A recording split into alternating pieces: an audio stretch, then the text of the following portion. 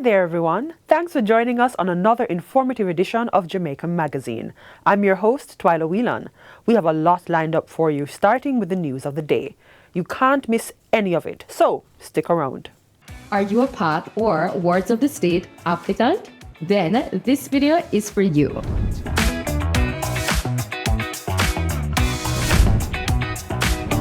Guess what? You are not required to pay an application fee. And you automatically receive our granted aid of $60,000 upon your application submission for a targeted loan. For more SLB info, follow us on all social media platforms.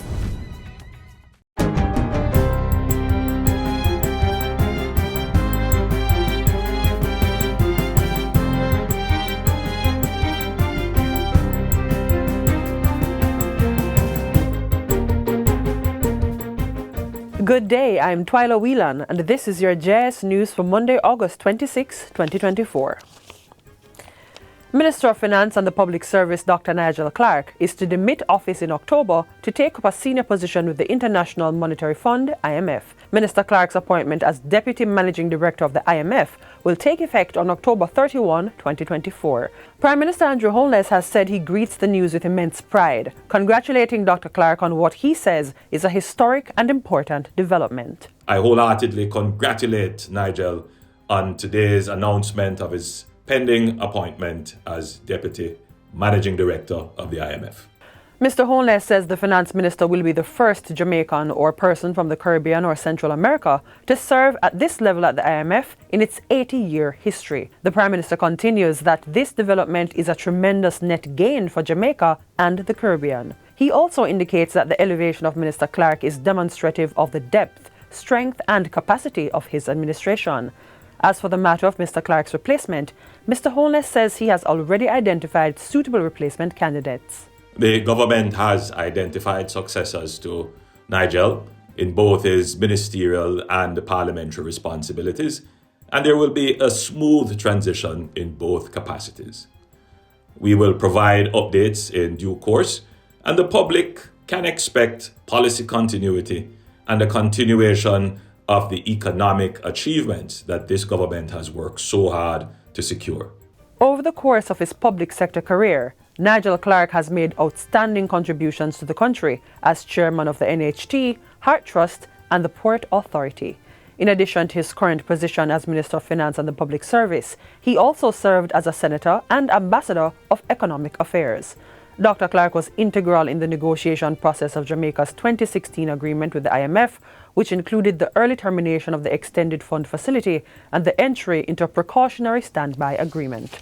The Office of Utilities Regulation, OUR, has instructed the Jamaica Public Service Company to reduce some customers' bills in the next billing period and reissue those bills issued in August with zero consumption that do not show a corresponding zero money value. Bills issued in September are to be reduced by the difference in JPS's fuel cost in July compared to June.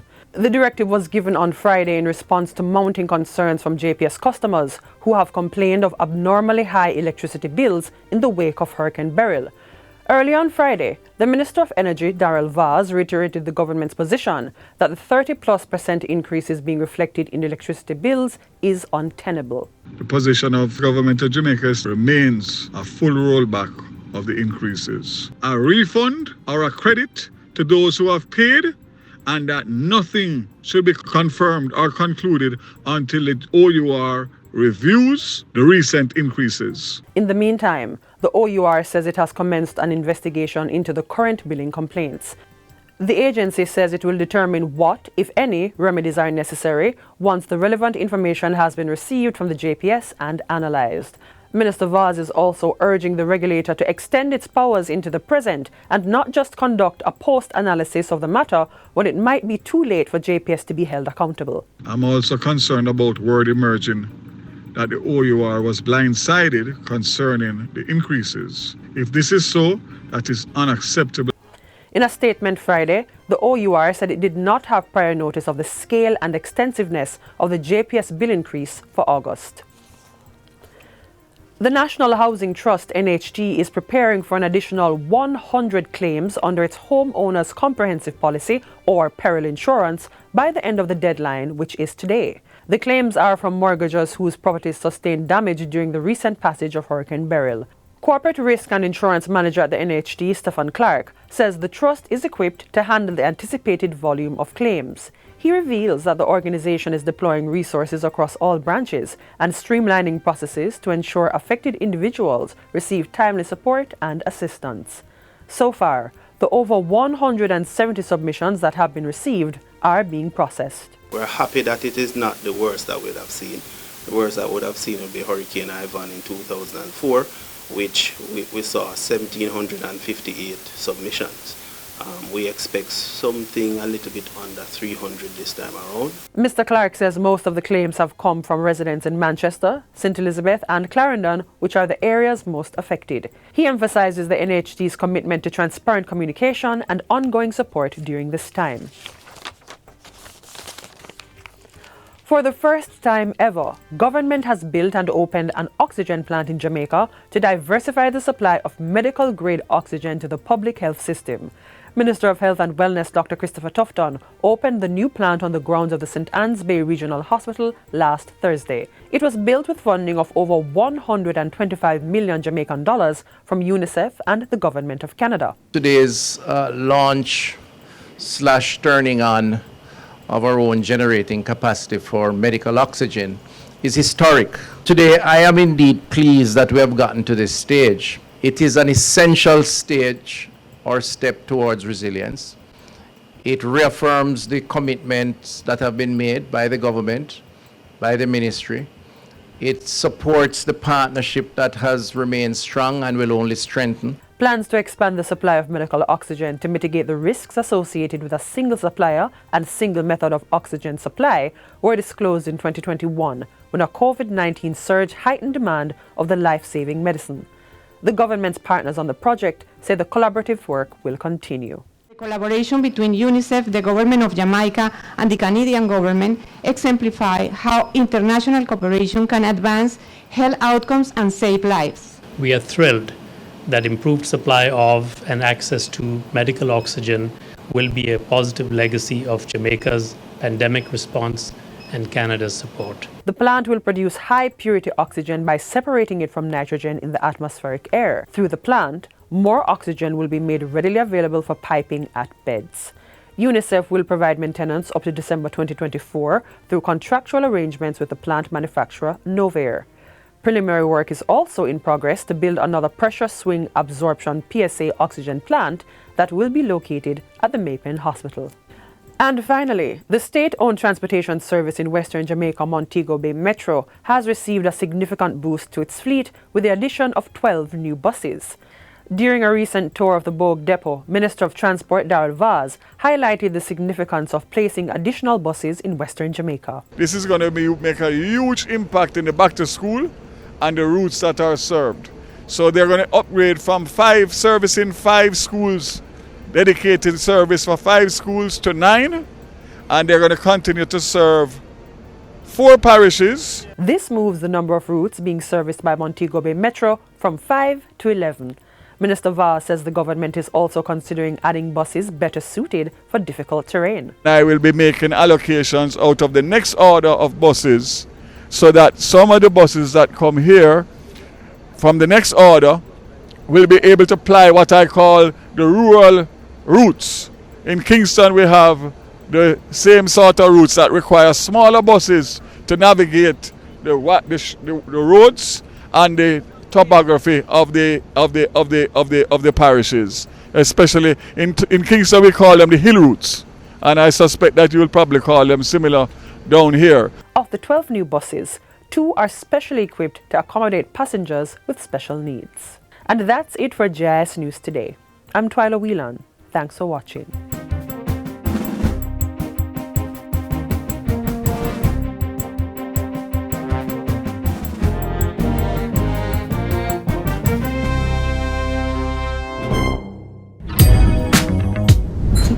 Friend, it's the best decision we've ever made to further our education. We finally have our dream jobs that will allow us to enjoy other things in life. The Student Loan Bureau did this for us, you know. Yes, girl, it was a lot of work, but we made it. All I have to start thinking about right now is to repay my student loan And with SLB's low interest rate, I won't feel burdened at all. Well, I have other things to focus on right now. Loan repayment can stay for later.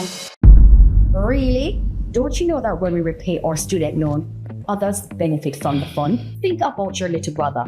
Don't you want him to benefit too? Oh, of course. By paying it forward, we're making sure the next generation has the same opportunities we did. Well, I guess I never thought about it that way.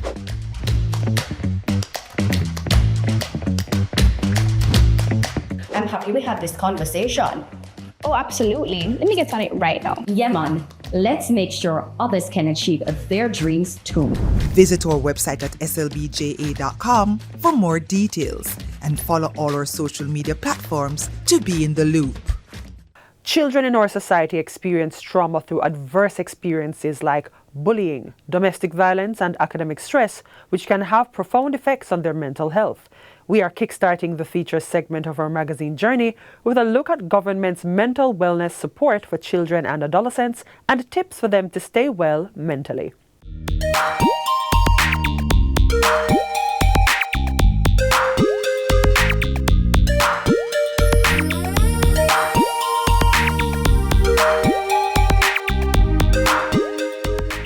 No one is exempt from the ebbs and flows of life, whether young or old.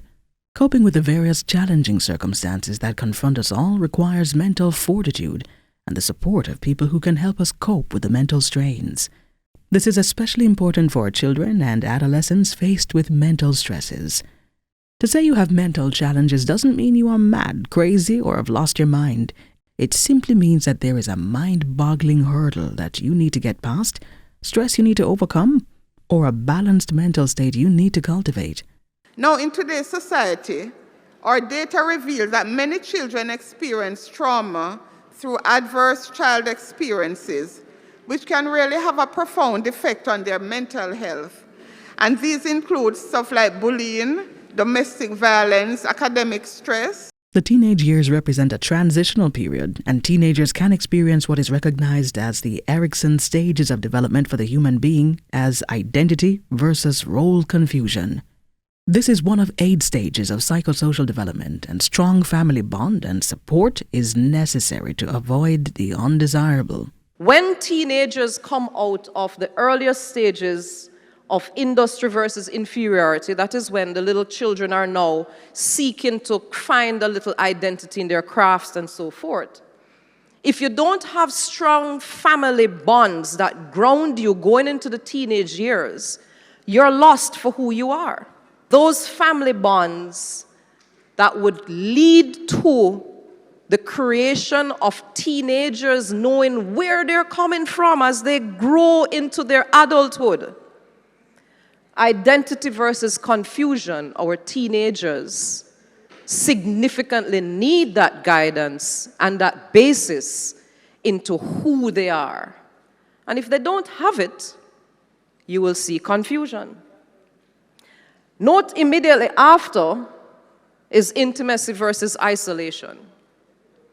The natural inclination to move into the stages that will eventually lead to the continuity of the generation and of family. But if you don't know who you are, you're going to be lost with intimacy versus isolation.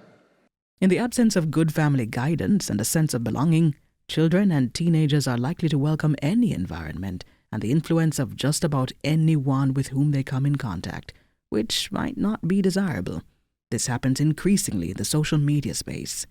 So in that social media space, just like everywhere else, we need to parent. We need to guide. We need to be aware. If your child is preparing to go out there and play a football match or a cricket match or go and do an exam, you're aware of it because that's where they're spending their time. Likewise for social media. We have to get a grasp on social media. We have to put the guidance, we have to increase the awareness as to what is happening in our spaces. As we enable connectivity, we need to enable safety. Recognizing the gravity of the mental burden children and teens can face, government, with the Ministry of Health and Wellness and other agents of the state, are providing support. They are promoting conversations around mental wellness and reaching out to help children understand their emotions and address any mental health challenges they may be facing.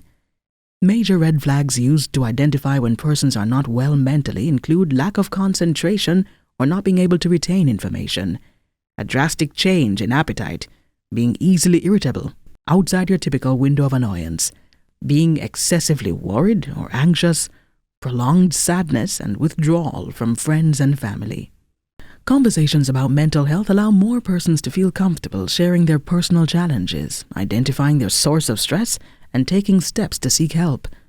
4 videos, developed as the core of an audiovisual mental health toolkit, are being used to promote a holistic approach to complete wellness. They cover the 4 dimensions of health, namely the mental, spiritual, physical, and social dimensions. The whole premise of this is that professionals will go in, the HFLE teachers, the guidance counselors, members from JAMPSYCH, members from JPA can go in and relate this content to our students. The Ministry of Education and Youth, in collaboration with the Ministry of Health and Wellness, is cognizant of the dire effects of ACEs, and so together we have provided mental health literacy to students at the secondary level of the education system since 2022. The mental health curriculum is an evidence-based mental health curriculum resource that has been demonstrated to improve both teachers and students' mental health literacy. But the reality is, most of us don't know how to take care of our social health. So here are 4 tips. 1, know say you're nice. 2, set your boundaries. 3, manage your emotions. And 4, know when you need to ask for help. So make we start with know say you're nice. Tonight, before you go to your bed, sit down and make a list of what's good about you. And you see, if you ever start comparing yourself to other people, you can go back and read the list. And surround yourself with people who make you feel good about yourself. We don't have no space for no bring down, no bad mind friend. 2, set your boundaries. If you're not happy with how someone or something is making you feel, you have the right to say so or leave. 3, manage your emotions. Sometimes when somebody or something makes us feel bad or angry, we emotions get the better of it and we end up in an argument or fight. Here's what you do. When you realize that you're losing self-control and you're about to say or do something where really going to hurt the person or the friendship, or worse, could have caused them to hurt you, pause, step away. Take some time to manage your emotions. Reason it out with yourself or reason it out with somebody where you trust. And when you're more in control of yourself, then you decide what you want to do. The 3rd thing of knowing you need support, like say you realize your mental health get bad and you're angry all the time, or you're sad, or you're asleep enough, or you can't sleep. Like you try to do your work and you can't focus. Or maybe you or somebody you know is cutting or some other form of self-harm. Reach out for support.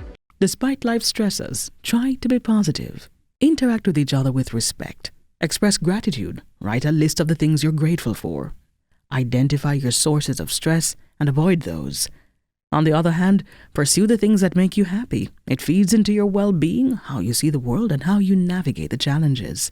When I speak of our spiritual health, I'm speaking of persons recognizing a sense of identity. Who they are, what role they play in something that is bigger than us. A lot of times, and that is what teenagers are seeking. That's why it is identity versus confusion. You can gain spiritual health by being hopeful and positive.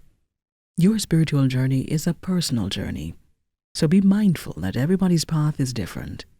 Additionally, you must practice self-worth. Know that you are worthy, know that you are deserving, and know that others around you are worthy and deserving. And so, as we get grounded in who we are more accepting of self, but we're also more accepting of others because we recognize the value in others. And so, that is essentially the toolkits.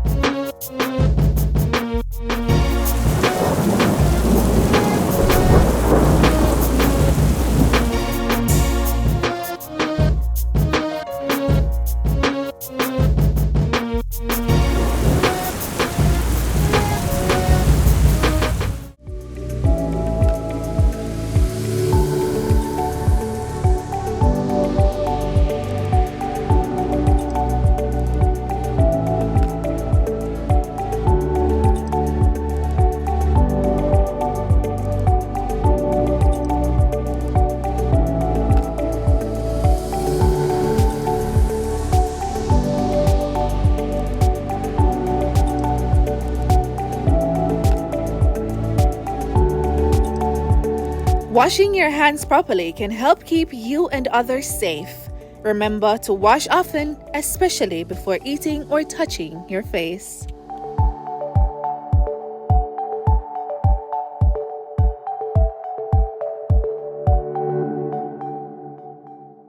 Achieving good health should always be our top priority. Without it, there's not much any of us can achieve. Part of meeting this goal is eating healthy, and the government continues to promote the habit in schools through its school vegetable gardening project. Take a look.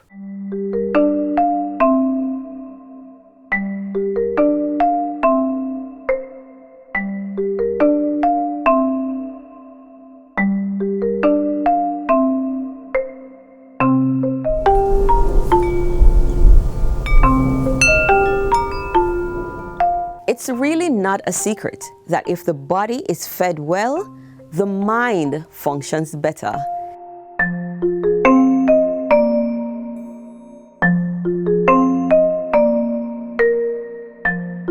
When it comes down to the matter of nutrition, it's a whole school, whole community, and that is why we would have met with the vendors, we would have updated them in terms of the approach, in terms of the goal. And I must say the vendors have been super supportive in terms of the role that they have to play in ensuring that whatever is it that they are also providing to the student is healthy and nutritious. Another key feature of the policy is its focus on supporting the most vulnerable students in primary and secondary schools.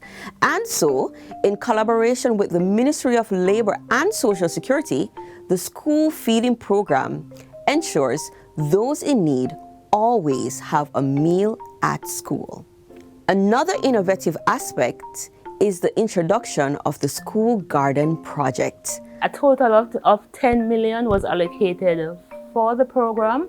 Of that amount, 9 million was distributed to the schools for them to have their school gardens. The aim is really for greater parental and community involvement.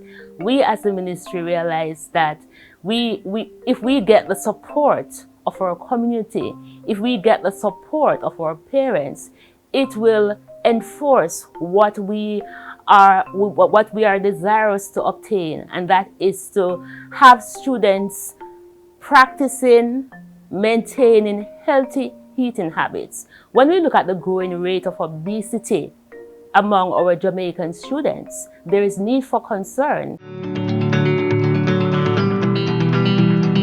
One of the institutions in Kingston and St. Andrew was chosen to be a part of the school container project, receiving $375,000 to begin their garden. Now it grows a variety of herbs and vegetables, including sursi, black mint, spearmint, cucumber, pak choy, lettuce, and cabbage. The exciting news is that all vegetables harvested from the garden go directly into the school feeding program, becoming part of the daily lunch menu. Here, learning comes alive for our students. We use our garden to be a part of the teaching and learning process, so concepts comes alive as we integrate the garden into teaching and learning. So daily, our on-site management team comes in with the students and they check the plants for insects, they ensure that they are watered properly, and then if it is that their class or their teacher has a scheduled lesson, they'll come back to the garden for that lesson. Students like Jovian, who previously knew nothing about vegetables, now grasp the planting procedures and can use what she has learned at home. At first, I didn't know anything about the cabbage. I didn't know if it planted on a vine, a stem, or on a tree. But when I first came and I saw my principal, the support staff, and some of my classmates, how they sow the seeds and how many seeds they put in the nursery, I realized how I should do it, because I also have a cabbage farm in my yard and I didn't know how to do it. And when I first came, I realized that it grew into leaves, and then the leaves combined to grow the circular cabbage. The Friendship Brook Primary School Garden has yielded rewards in more ways than one. We were awarded winners for the best school container garden for Region 1 at the primary level overall, and that was excellent for us. If you have a farm, right, it's going to seem hard at times, but you have to just learn to understand how the plants grow and how they are to become a part of their life, because it's come like you're their mother, because I take care of them like they're my own babies, because I treat them well, I grow them well.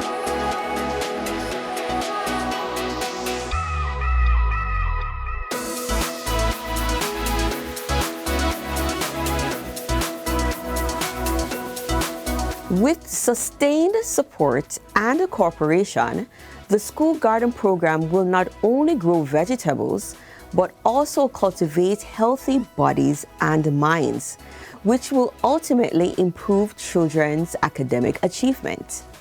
It's an effort that guarantees that no child goes hungry.